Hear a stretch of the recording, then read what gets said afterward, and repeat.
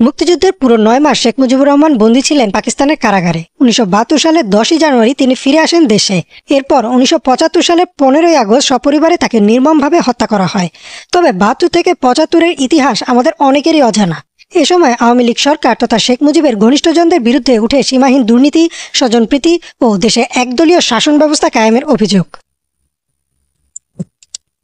১৯৭২ সালে যখন শেখ মুজিব দেশে ফিরে আসেন তখন তার রাষ্ট্রপতি হওয়ার কথা ছিল, কিন্তু তিনি ভালো করেই জানতেন যে বাংলাদেশের সংসদীয় গণতন্ত্র ব্যবস্থায় রাষ্ট্রপতির কোনো ক্ষমতা নেই। আর তাই তিনি তৎকালীন প্রধানমন্ত্রী তাজউদ্দিন আহমেদকে সরিয়ে নিজেই বনে যান প্রধানমন্ত্রী। শারমিন আহমেদ তার তাজউদ্দিন আহমদ নেতা ও পিতা বইয়ের ১০৪ নম্বর পৃষ্ঠায় লেখেন, ৭২ সালের ১০ই জানুয়ারি বিশাল জনসভায় যখন শেখ মুজিবকে সংবর্ধনা দেওয়া হচ্ছিল তখন তিনি তাজউদ্দিন আহমেদের কানে কানে বলেন, তাজউদ্দিন, আমি কিন্তু প্রধানমন্ত্রী হব। যে কথা সেই কাজ। মুজিবনগর সরকারের অস্থায়ী সংবিধানকে সরিয়ে দিয়ে ১১ তারিখ নতুন সংবিধান আইন জারি করে ১২ তারিখ তাজউদ্দিন আহমেদকে সরিয়ে তিনি নিজে হয়ে যান প্রধানমন্ত্রী। ১৯৭২ সালে শেখ মুজিবুর রহমান একটি আইন পাশ করেন, গণপরিষদ সদস্যপদ বাতিলাদেশ ২৩/১৯৭২। এই আইনের বলে তিনি যখন ইচ্ছা যাকে ইচ্ছা সংসদ সদস্য পদ থেকে বহিষ্কার করতে পারতেন। অর্থাৎ সংসদে শেখ মুজিবের বিরুদ্ধে কেউ কথা বললেই বাতিল হয়ে যেত তার সংসদ সদস্য পদ। এই আইন পাশের মাত্র ৩ মাসের মধ্যে বরখাস্ত করা হয় ৪৬ জন এমপিকে। ৮ ফেব্রুয়ারি ১৯৭২ সালে আরও একটি আইন পাশ করেন শেখ মুজিব, জাতীয় রক্ষী বাহিনী আইন। এই আইনের বলে তিনি সেনাবাহিনীর পাশাপাশি আরও একটি সশস্ত্র বাহিনী নির্মাণ করেন, যেটি কিনা সম্পূর্ণরূপে শেখ মুজিবের তত্ত্বাবধানে চলত। অভিযোগ ওঠে এই রক্ষী বাহিনীকে ব্যবহার করে ঘটানো হতো বিচার বহির্ভূত গুম ও খুন। এমন অভিযোগও উঠে যে শেখ মুজিব দেশের সেনাবাহিনী থেকেও রক্ষী বাহিনীকে বেশি সুযোগ সুবিধা দিতেন, আর তাই সেনা সদস্যদের একটি বড় অংশের মনে জমছিল তার প্রতি ক্ষোভ। ১৯৭৩ সালের নির্বাচন ছিল একটি ঐতিহাসিক নির্বাচন, কারণ সদ্য স্বাধীন দেশে এই নির্বাচনে আওয়ামী লীগ নেতাদের বিরুদ্ধে উঠেছিল বিপুল কারচুপির অভিযোগ। শারমিন আহমেদের লেখা তাজউদ্দিন আহমেদ নেতা ও পিতা বইতে ৭৩-এর নির্বাচনের কারচুপির বিভিন্ন কথা উঠে আসে। এমনকি এই কারচুপিতে সরাসরি শেখ মুজিবের অংশগ্রহণের অভিযোগ উঠে আসে। আর এসব ব্যাপারে তার সাথে তার ছেলে শেখ কামালও ছিলেন জড়িত। সে নির্বাচনে আওয়ামী লীগের সবচেয়ে বড় প্রতিদ্বন্দ্বী ছিল জাসদ। আর জাসদের নেতারা যেন নির্বাচনে অংশ নিতে না পারে তাই বহু নেতাকে অপহরণের ঘটনাও ঘটে। ভোলায় জাসদের এমনই এক শক্তিশালী নেতা ছিলেন ডক্টর আজহারউদ্দিন।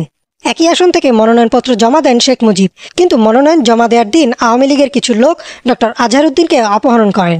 ফলে তিনি মনোনয়ন জমাই দিতে পারেননি, আর সেই আসনে শেখ মুজিবকে বিনা প্রতিদ্বন্দ্বিতায় বিজয়ী ঘোষণা করা হয়। এই নির্বাচনে যারা অন্যায়ভাবে আওয়ামী লীগকে জিততে সাহায্য করেন তাদের অনেককেই পরবর্তীতে সংসদে বিভিন্ন মন্ত্রীর পদে দেখা যায়। ১৯৭৪ সালে স্বাধীন বাংলাদেশের সবচেয়ে ভয়াবহ দুর্ভিক্ষ হানা দেয়। এই দুর্ভিক্ষের ভয়াবহতা এত বেশি ছিল যে এ সময় অন্তত ১.৫ লাখ মানুষ মারা যান, যদিও সরকারি হিসাব অনুযায়ী মৃতের সংখ্যা ছিল ২৭,০০০। আর এই দুর্ভিক্ষের পেছনে আওয়ামী লীগ সরকারের সীমাহীন দুর্নীতিকে দায়ী করেন অনেকেই। যদিও তৎকালীন সরকারের পক্ষ থেকে জানানো হয় যে বাংলাদেশ কিউবার পক্ষ নেয় যুক্তরাষ্ট্র বাংলাদেশের উপর নিষেধাজ্ঞা দেয়, আর তাই এমন দুর্ভিক্ষ হয়। তবে অমর্ত্য সেনের একটি কেস স্টাডিতে বলা হয় যে আগের বছরগুলোর তুলনায় ৭৪ সালে খাদ্য উৎপাদন বেশি হয়, কিন্তু সরকারের সীমাহীন দুর্নীতি ও লুটপাটের কারণে এই খাদ্যের অসম বন্টন হয়, যার ফলে দেখা দেয় দুর্ভিক্ষ। ১৯৭৪ সালের দুর্ভিক্ষের পেছনে আরও একটি কারণ ছিল অবৈধভাবে ভারতের সম্পদ পাচার। তৎকালীন এক সংবাদপত্রের তথ্য অনুযায়ী ১৯৭২ থেকে ৭৫ পর্যন্ত বাংলাদেশ থেকে ভারতে পাচার হয় ২,০০০ মিলিয়ন মার্কিন ডলার মূল্যের দ্রব্য। এছাড়াও সালাউদ্দিন আহমেদের লেখা পাস্ট অ্যান্ড ফিউচার বইতে উঠে আসে মুক্তিযুদ্ধের সময় পাকিস্তানি সেনাবাহিনীর ফেলে যাওয়া অস্ত্র লুট করে ১৫টি জাহাজ বোঝাই করে নিয়ে যায় ভারত, তৎকালীন সময়ে যার বাজার মূল্য ছিল ২৭,০০০ কোটি টাকা। এছাড়াও তারা বিভিন্ন কারখানার যন্ত্রপাতি, মেশিন ও অন্যান্য সরঞ্জাম লুট করে, যার বাজার মূল্য ছিল ৯০,০০০ কোটি টাকা। আর এসব লুটপাটের প্রতিবাদ করায় সেক্টর কমান্ডার মেজর জলিলকে রাজবন্দী বানানো হয়। এমনকি তার মুক্তিযোদ্ধা খেতাবও ছিনিয়ে নেয় আওয়ামী লীগ সরকার। দুর্ভিক্ষ, দুর্নীতি, রক্ষী বাহিনীর অত্যাচার ইত্যাদি কারণে সাধারণ মানুষ, সেনাবাহিনী, এমনকি আওয়ামী লীগের ভিতরেও দেখা দিচ্ছিল অসন্তোষ। শেখ মুজিব হয়তো এর কিছুটা আঁচ করতে পেরেছিলেন, আর তাই এই অসন্তোষ দমনে তিনি সামনে নিয়ে আসলেন বাকশাল। বাকশাল অর্থ হচ্ছে বাংলাদেশ কৃষক শ্রমিক আওয়ামী লীগ। আর এই বাকশালটি ছিল শেখ মুজিবের পতনের অন্যতম বড় কারণ। বাকশালের বিষয়টি ছিল যে দেশে মাত্র একটি রাজনৈতিক দল থাকবে, বাকি সব দলকে বাকশালের সাথে মিশে যেতে হবে। আর এছাড়া সব রাজনৈতিক দল নিষিদ্ধ, যা কিনা ছিল ১৯৬৬ সালে দেয়া শেখ মুজিবের ৬ দফার বিপরীত।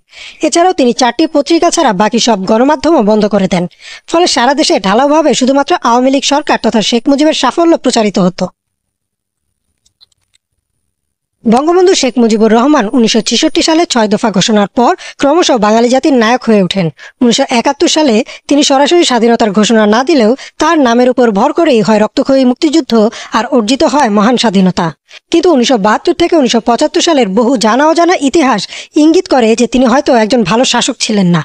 এমনকি অনেকেই তাকে বলেন বাংলাদেশের ইতিহাসের প্রথম স্বৈরশাসক। তার আমলেই কবি রফিক আজাদকে তার বিখ্যাত কবিতা ভাত দে হারামজাদা নইলে মানচিত্র চিবিয়ে খাবো লেখার জন্য জেলে ঢুকানো হয়।